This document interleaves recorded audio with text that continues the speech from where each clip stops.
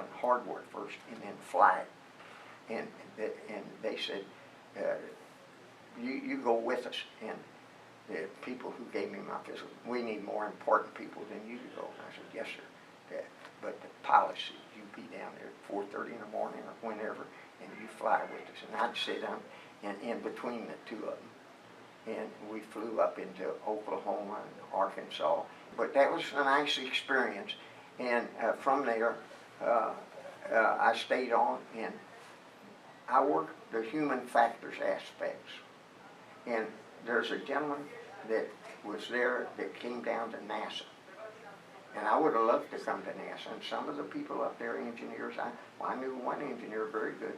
They didn't offer him enough pay to come down, so he said to heck with them. And this guy, I didn't know him very well, but I got a call from him on the phone and said, we could use you down here, John. And I said, oh, great. Because I had been in aerospace enough to know that it cycles. And that's not healthy over a long time. I know men that had been there, engineers for 25 years or so, and they were kind of concerned about their jobs. And NASA and the space program appealed to me. And so I was thrilled to get an opportunity to come here. They hired me in, and I went into crew training as a human factors engineer. But prior to that, I'd had design engineer. I'd been hired in at Fort Worth. They didn't have human factors when I started out, so they put me in as a design engineer and so forth. So I carried that, and I came on down here and went to work.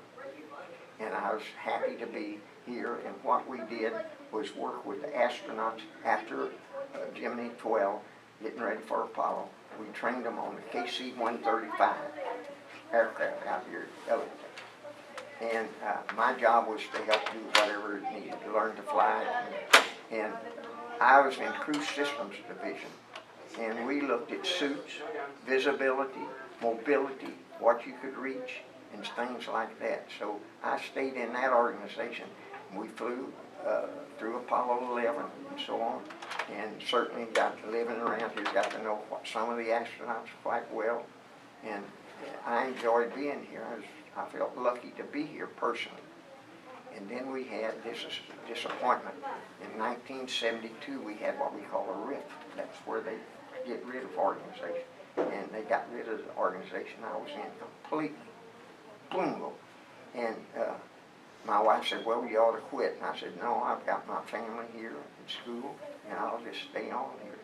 And I did, and they transferred me because I'd been as a design engineer over into life support systems. And I stayed on there for a while and eventually got back to doing, they opened up the human factors again. And we eventually got into the area of looking at astronauts, and I worked with Dr. Bill Thornton, who's an astronaut. And Bill and I became very, and still are, good friends. He's an astronaut from North Carolina. Played football with Choo Choo Justice. And Bill's a very straightforward man. He doesn't match words. He tells you what he thinks. But I like Bill. Bill's a good man. And I got into anthropometry, and he, as a doctor, would examine them first and then send them in to me. And then I would get measurements, and there you use calipers. And you get different measurements because you have people who are what we call 5th and 95th percentile. 95%, 5% are too big for the program, and the 5th percentile below is too small. So and as you'll notice, most of our beginning astronauts were not heavy men, big men.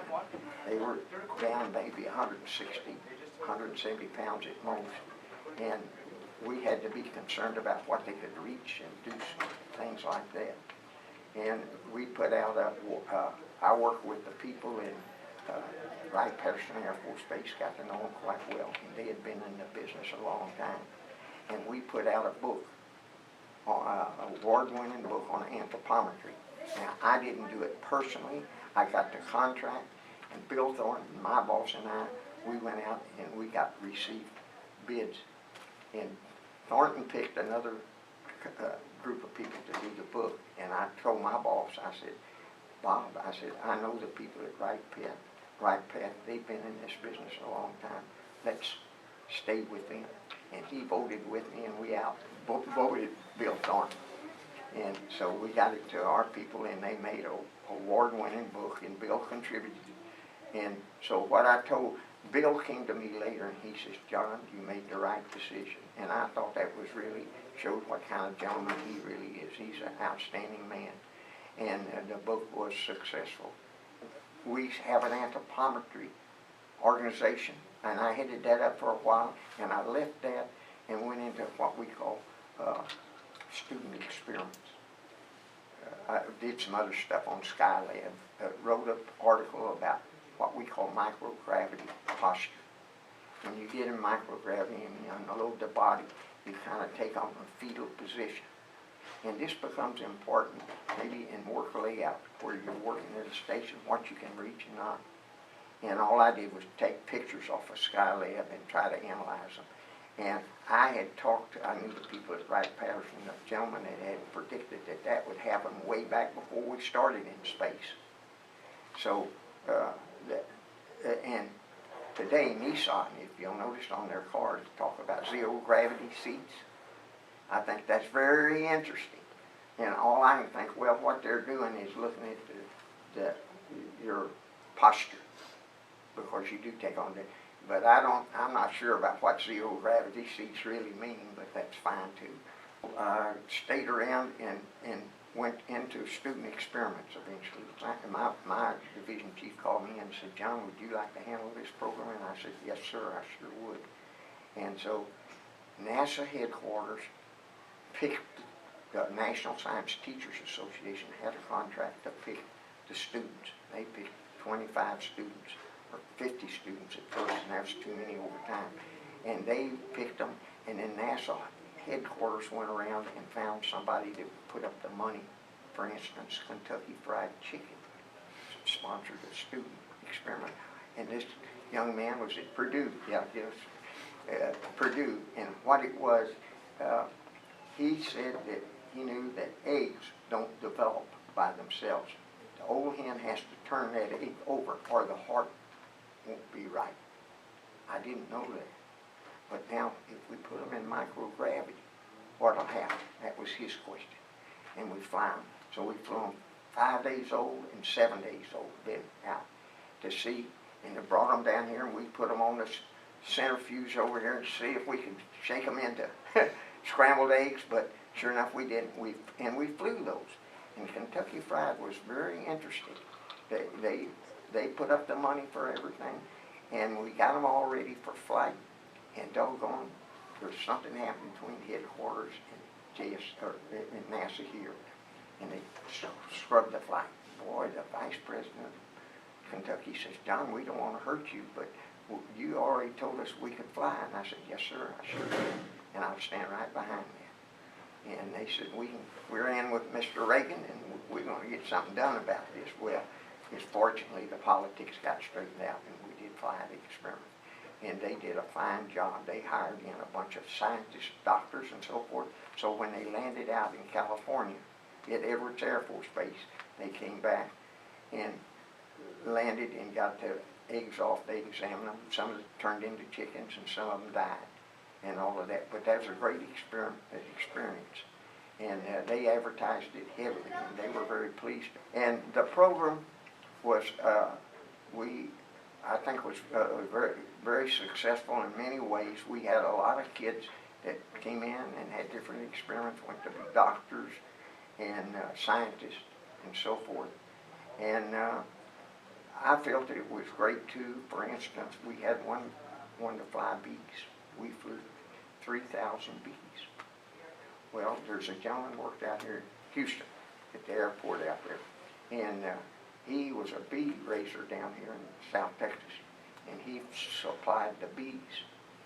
And we went down for the launch, and my doctor friend, Craig Fisher, is here. He says, John, what if those bees get out and sting somebody? I said, oh, well, we'll have the stingers removed, supposedly. And they told me they did. I don't know that that had really happened.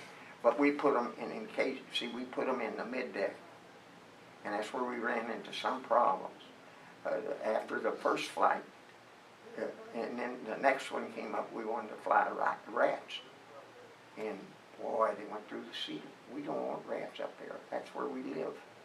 And we had that from the life sciences people, and it went all the way to headquarters. But General Abe called down and says, don't give them the runaround. Yes, sir. We didn't, and they flew. But the point I'm trying to bring, this shows you what good management can do when she's at the top. He would listen to if we came in there something wasn't safe, and safety would say it wasn't safe, he wouldn't go for it. Don't misunderstand. And I think, to be honest with you, that's kind of what's happened to us in our NASA program to a certain extent. We've lost a lot of that. Where we're going to go here, and everybody get aboard and go do it. And I don't think we've been successful with going to the moon if John Kennedy hadn't stood up at Rice and said, within this decade, or, we'll put a man on the moon to that effect. That was leadership, and unfortunately, we've lost a lot of that as far as I'm concerned within the space program. We don't have that strong leadership from the White House down to keep our program going. In Congress, we need the money. And we've kind of lost our sight on what we're doing. And I'm sorry to see the shuttle go out and not have something to go back in its place. And we're working on that now. But we should, before, in my estimation, and this isn't just my thinking, we should have had something to replace the shuttle before we got out of it. And until we spell out a strong destination, we're going to have trouble. Now, certainly Mars is one we talk about, and hopefully we'll go back to Mars, and part of NASA's done a great job in that area. But from a man standpoint, I personally would like to see us go to the moon again, but you need to have a destination.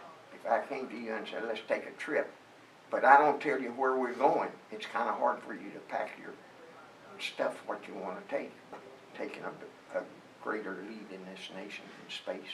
There's a lot of good things are coming out of space. It is important. And what we're going to learn, like on weather and other things that are going on, and we've got 2 satellites around the sun right now, and we talk about Earth warming and all that. We are going to learn a lot from space, and we need to be, in my estimation, leading the world when it comes to space. And we need to let people know we are all on a team and hopefully be successful in what we're doing. And we've got a lot of good people and a lot of good engineers, and we need to keep